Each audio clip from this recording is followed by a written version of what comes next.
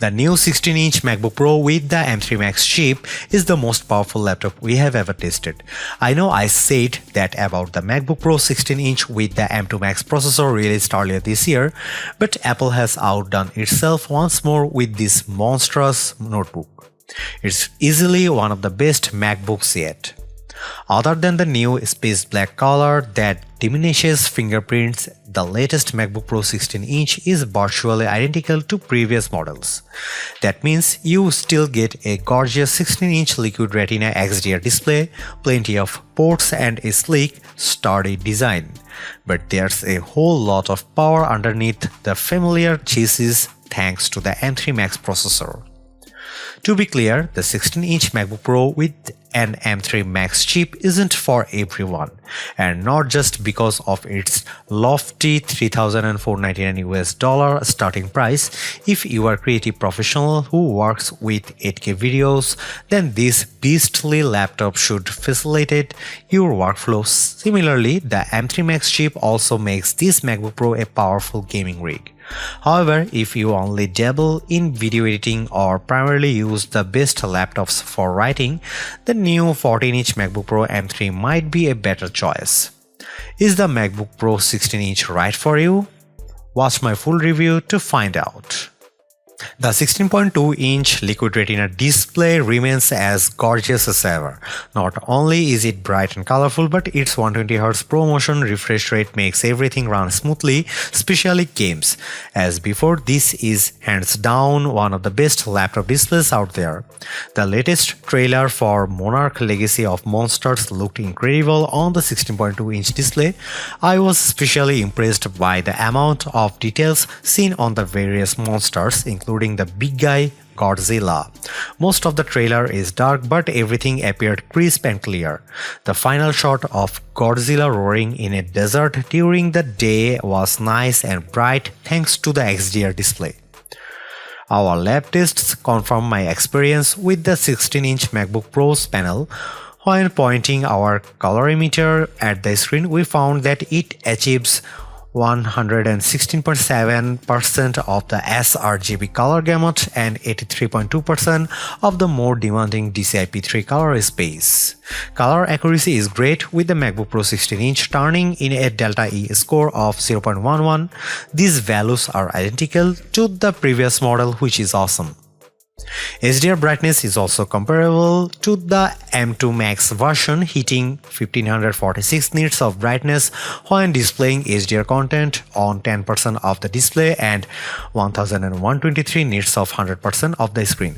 Things get more interesting with non-HDR brightness. Where the M2 Max averaged 455 nits of brightness, the new MacBook Pro averaged 563 nits.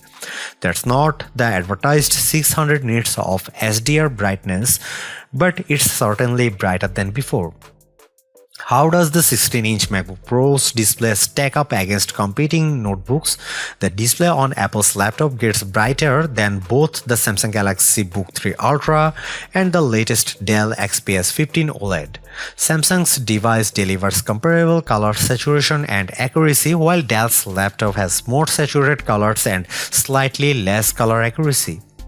The 6-speaker sound system made my ears happy thanks to the rich, deep sound quality. Roaring monsters and booming explosions in the Monarch trailer sounded cinematic, with even small details coming through clearly. The detuned guitar riffs in Nevermore's Enemies of Reality sounded appropriately bassy. Overall, the laptop's speakers deliver excellent sound on podcasts, movies, and music. Port selection remains the same as the two previous 14 and 16-inch MacBook Pros. You will find 3 Thunderbolt 4 USB-C ports, an SD card slot, and an HDMI port. There's also a headphone jack and a MagSafe port. The latter is still one of my favorite features on the redesigned MacBooks released in the last couple of years. The HDMI 2.1 port supports up to 8K resolution on an external monitor at 60Hz. Conversely, you can connect to a 4K display at up to 240Hz. The M3 Pro chip can support up to 2 external displays and the M3 Max chip can manage up to 4 displays. Let's get to the juicy part, performance. While the M2 powered laptops we have reviewed certainly offered more power than their immediate predecessors, the jump wasn't as spectacular as when Apple moved away from Intel Silicon. Even if the M3 bump isn't as significant as that seminal moment, the jump from M2 to M3 is still remarkable. This is especially true for the 16-inch MacBook Pro kitted with the M3 Max chip. As expected, the new MacBook Pro had no trouble handling my everyday workflow, which usually consists of multiple open tabs. Even when I had upward of 30 open tabs with a YouTube video playing in the background, the M3 Max powered laptop never broke a sweat. The MacBook Pro earns its Pro moniker when you are editing videos.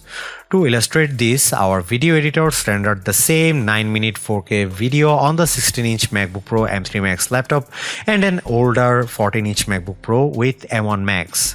The M3 Max machine completed the task in less than 5 minutes, while the M1 Max laptop had barely rendered 50% of the video during the same amount of time. Our lab tests confirmed our anecdotal evidence. On Geekbench 6, which measures CPU performance, the MacBook Pro 16-inch with M3 Max notched a single-core score of 3200 and an incredible 21711 multi-core score. For comparison, its M2 Max predecessor scored 1993 and 15173 respectively on the same test. On Geekbench 5.4, the older M1 Max notched at 1781 and 12683 on the single or multi-core tests. In short, the M3 Max is roughly 20% faster than the M2 Max and 45% faster than M1 Max. In our Handbrake video transcoding test, the M3 Max driven MacBook Pro 16-inch transcoded a 6.5 GB 4K video to 1080p in 2 minutes 34 seconds. That's about twice as fast as the M2 Max, which need 4 minutes and 03 seconds. On the Geekbench Photoshop test, which assigns a score based on how effectively a system uses scripts to apply a series of filters and other adjustments to several high-res photographs, the MacBook Pro 16-inch M3 Max scored 1443. This test also times how long each system takes, and the new laptop took 3 minutes and 29 seconds. In contrast, the M2 Max version of the laptop scored 1218 and took 3 minutes 54 seconds. The MacBook Pro 16-inch with M1 Max took 4 minutes 20 seconds and scored 877. As for the Galaxy Book 3 Ultra, it lagged far behind with a score of 822 and a time of 6 minutes 1 second. During its Scary Fast virtual event, Apple boasted about the M3 lineup's enhanced GPU. All M3 chips now feature dynamic caching, which allocates the use of local memory in hardware in real time and only uses the exact amount of memory needed for specific tasks. Hardware accelerated ray tracing is now possible thanks to the new M3 chip. The updated GPU also brings hardware accelerated mesh shading to Mac. This is all well and good, but how does that translate to real-world use? I found that gamers like Baldur's Gate 3 and Lies of P looked exquisite on the M3 Max-driven MacBook Pro 16-inch with their respective worlds rendered in stunning detail. The living environment in Baldur's Gate 3's opening with its pulsing red walls made me feel appropriately uneasy, as did the corpse train station in Lies of P. Frame rates also consistently high on both titles, fluctuating between 70 and 130 frames per second, depending on the amount of on-screen action. Lies of P has an option to enable or disable metal effects, which is Apple's answer to Nvidia and AMD's upscaling technologies. Frame rates remained in the 130 range with metal effects enabled and around 70 to 80 with the feature disabled. Baldur's Gate 3 didn't have this option, but its FPS remained high throughout. The M3 Max MacBook Pro also performed well in our lab tests. In the 3D Mark Wildlife Unlimited 3D Performance test, the M3 Max MacBook Pro 16-inch scored 31,271 and averaged 187 frames per second. In comparison, the MacBook Pro 16-inch with M2 Max scored 13,000 and averaged 77 frames per second. That's a mighty huge boost in graphical performance. We also ran in-game benchmark for a handful of titles. Shadow of the Tomb Raider reached 118 FPS at 1922 by 1200 resolution and 47 FPS at 2K gaming. The less graphically demanding Sid Meier's Civilization 6 ran at nearly 60 FPS across all available display resolutions. Results for the latter are identical to what we saw from the M2 Max powered laptop, but Shadow of the Tomb Raider's numbers see a significant increase. We don't know if dynamic caching is helping in this case, but it could be the case. The excellent gaming performance I experienced on the MacBook Pro 16-inch kitted with the M3 Max once again proves Macs are more than capable of running graphically demanding games. Games optimized for Apple Silicon such as Baldur's Gate 3 and Resident Evil Village not only look phenomenal but run like a dream. The same is also true for unoptimized games like Shadow of the Tomb Raider. If more developers make titles for Macs, Apple's platform could be as viable as Windows for gaming someday. The latest MacBook Pros come with macOS Sonoma pre-installed.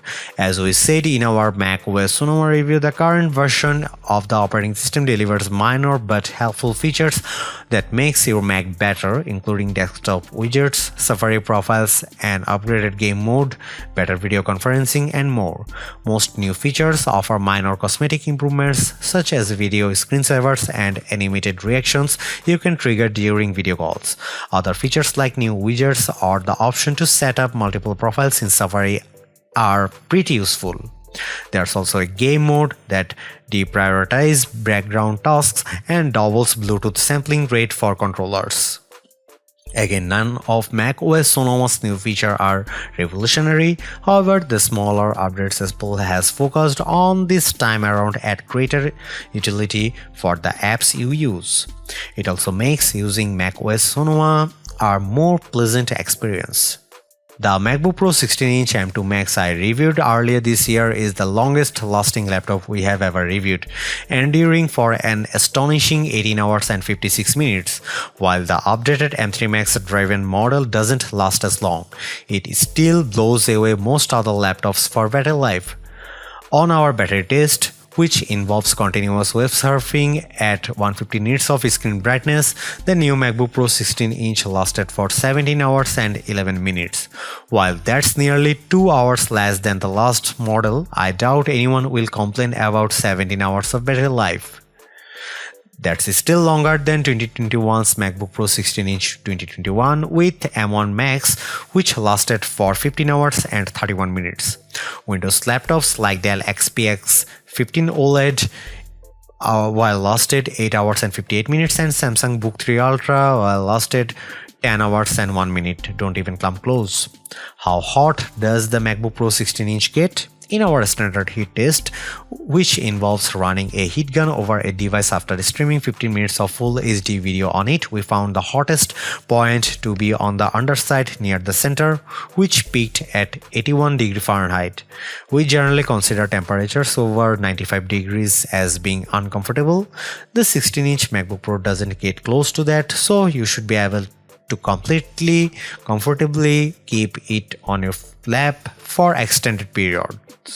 The spacious keyboard with its snappy and responsive keys is one of the main reasons I enjoyed typing on the two previous 16-inch MacBook Pros. This remains true with the new model, which complements my weak hands and forceful keystrokes. While I still would have killed more resistance When pressing the keys, the keyboard remains a winner since it's so comfortable to type on. I'm also a fan of the massive touchpad. Its smooth surface allowed my fingers to glide over it with ease, and it always registered my gesture and clicks. Despite the touchpad size, I never accidentally touched it when typing. Though I'd prefer to use one of the best mice, the 16-inch MacBook Pro's touchpad performs wonderfully. The 1080p FaceTime webcam on the new MacBook Pro 16-inch is perfect for video calls or the occasional selfie. Apple says the image signal processor and neural engine in all M3 laptops provide better picture quality. I didn't notice much difference myself, but as you can see from the shot above, the picture is vibrant if somewhat blurry. At the risk of sounding redundant, the MacBook Pro 16-inch with the M3 Max is truly the most powerful Apple computer we've ever tested. As my review demonstrated, this spaced out laptop not only beats its predecessors but also smokes comparable Windows laptops. If you are a professional video editor, you will tear through projects faster than before, and if you are a gamer, the M3 Max delivers Windows PC quality gaming for titles optimized for Apple Silicon. Also, the new space black finish makes an already awesome product even better. Right now, the MacBook Pro 16-inch with M3 Max is the premium Apple notebook. However, it's not for everyone. If you mostly use computers for writing, web surfing, and watching videos, you are better off with either the $1,599 MacBook Pro M3 or the even cheaper $1,299 MacBook Air 15-inch. Folks like myself who dabble in video editing and enjoy occasionally gaming on Macs would do well to consider the 14 or 16-inch MacBook Pro with M2 Pro, which starts at $1,999 and $2,499 respectively. While I can't recommend the MacBook Pro 16-inch with M3 Max to everyone, it's an absolute beast of a laptop that proves Apple Silicon's might. As before, Apple has set a new standard that its competitors must now live up to. If you own an old Intel MacBook Pro or even an M1 Max powered laptop and need more power, you can't do better than this. Thanks for watching. See you in the next one.